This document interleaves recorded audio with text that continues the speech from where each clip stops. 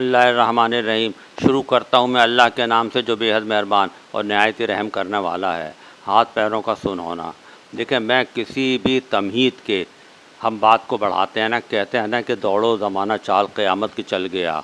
इसी तरीके से वो कहते हैं ना, नादान ये घड़ियाल तुझे देता है मनादी, गर तूने घड़ी उम्र की एक और गंवा दी। लिहाजा हम बस डायरेक्ट अब हम शुरू करेंगे। इसमें देखें, एक वजह तो होती है डायबिटीज़, जो हाथ पाँव जो सुन होते हैं, यानी कि शुगर। अब ये जो शुगर में जो हाथ पाँव सुन होता है, ये शुगर की ड्यूरेशन से बड़ा रिलेटेड होता है, यानी कि कितनी मुद्दत से शुगर है। मिसाल के तौर पे अगर 2 साल से शुगर है तो फिर उसका कम कॉम्प्लिकेशन होगी, कम चांस है। और ये किसी को 10 साल 15 साल से ज़्यादा शुगर है तो उसको कॉम्प्लिकेशन से बशमूल हाथ और पाँव सुन होने के ज़्यादा इम्कान रहेंगे। फिर दूसरी बात ये कि इसमें कैसा कंट्रोल है। अगर अच्छा कंट्रोल होगा तो यही कॉम्प्लिकेशन मज़ीद डिले हो सकती हैं। कंट्रोल अच्छा नहीं है तो और जल्दी हो जाएंगी ये चीज़, ठीक है। अच्छा, फिर डायबिटीज़ में एक चीज़ और भी होती है, वो होती है जेनेटिक्स, यानी जीन्स। बहुत से लोगों में ऐसा होता है कि गुर्दे फेल होते हैं डायबिटिक, तो ये जेनेटिक्स होता है। तो फिर आने वाली नस्लों में भी अगर डायबिटिक होगी तो गुर्दे फेल होने का इम्कान ज़्यादा रहेगा। इसी तरीके से अगर हाथ पाँव सुन हो रहा है पेरेंट्स वगैरह के डायबिटिक में, तो ये जेनेटिकली फिर औलाद में या उनकी औलाद में होने का इम्कान ये कि ज़्यादा रहता है। चलो, ये तो हो गई डायबिटिक के बाद। दूसरी बात होती है सर्वाइकल। सर्वाइकल कहते हैं गर्दन को। लेकिन गर्दन में से गुजरता है हराम मगज़। अब आप समझ लें कि हराम मगज़ क्या है। हराम मगज़ ये है कि ऊपर हमारे होता है ब्रेन, ब्रेन से अगर हम नीचे जाएं तो ब्रेन का कम्युनिकेशन होता है स्पाइनल कॉर्ड यानी कि हराम मगज़ से। तो हराम मगज़ जाता है नीचे तक। जो हम कहते हैं कमर में पेन है, मेरे इधर पेन है, तो वो हराम मगज़ ही जा रहा होता है दरमियान से। तो गर्दन से जो हराम मगज़ गुज़र रहा होता है, तो अगर उसमें दबाव हो किसी किस्म का तो उसमें भी क्या होता है कि हाथ पाँव सुन्न होने लगते हैं।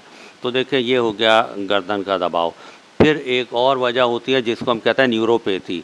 न्यूरोपैथी का मकसद होता है इन्वॉल्वमेंट ऑफ नर्व, यानी कि नर्व का इन्वॉल्व होना, जो कि होता है जैसे मोज़े और वो पहनते हैं ग्लव्स, इस एरिया में जो है तो क्या हो जाता है, सुन्न हो जाता है।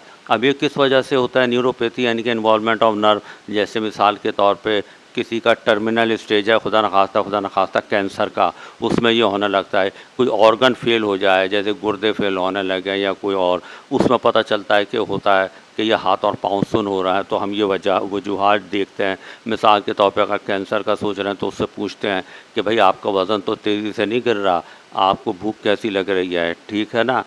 तो ये हम देखते हैं। और 1/3 केस ऐसे भी होते हैं जिसमें न्यूरोपैथी की कॉज का इतना ज़्यादा पता नहीं होता। अब आप देखें, इसके बाद ये कि एंजाइटी स्ट्रेस। एंजाइटी स्ट्रेस में क्या होता है, आदमी का लैक ऑफ प्लेजर, यानी कि खुशी का एहसास कम होना, लैक ऑफ इंटरेस्ट, यानी कि किसी चीज़ में दिलचस्पी नहीं होना, थकावट होना, हर वक्त थकावट। तो इन लोगों में भी क्या होता है, चक्कर आना या हाथ पाँव का सुन्न होना, एक कॉमन सी बात है ये चीज़। अब देखें, ये तो चलो कंडीशंस हो गई। ज़्यादातर केसेस में जो इसका ट्रीटमेंट होता है वो होता है प्रीगैबिलिन, जो कि सिम्टमेटिक ट्रीटमेंट है, यानी कि अलामतों का इलाज। लेकिन ये कि वजह कुछ भी हो, इसको भी देते हैं साथ साथ में। अब देखें, एक बात मैं आपको बताऊं तो ये कि कहते हैं ना, कुछ भी ना कहा कह भी गए, कुछ कहते कहते रह भी गए। अस्सलाम वालेकुम।